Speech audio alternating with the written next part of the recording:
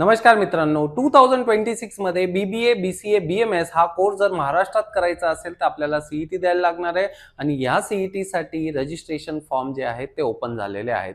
तर मित्रांनो, ही CET sale mahaceet.org ची साईट आहे. हीच ऑफिशियल साईट आहे. हीच साईट आपण रेफर करायची आहे. इथे हे नोटिफिकेशन आपण बघू शकता की registration notice for this CET 2026-2027 इथे तुम्हाला PDF मिळणार आहे. डाउनलोड वर आपल्याला क्लिक करायचंय. जसंच आपण याच्यावर क्लिक केलं मित्रांनो, इथे आपण बघू शकता की स्टार्टिंग डेट आहे 14 जानेवारी म्हणजे आजपासून ते मित्रांनो साधारणतः 16 फेब्रुवारी ही डेट असणार आहे. हे मान्य आहे की ह्या दरम्यान आपली 12वीची परीक्षाही असणार आहे, पण मित्रांनो वेळेत हा फॉर्म भरून आपल्याला टाकायचा आहे की निदान आपल्याला काय डॉक्युमेंट्स लागतील, काय नाही लागणार हे सगळं क्लिअर होईल.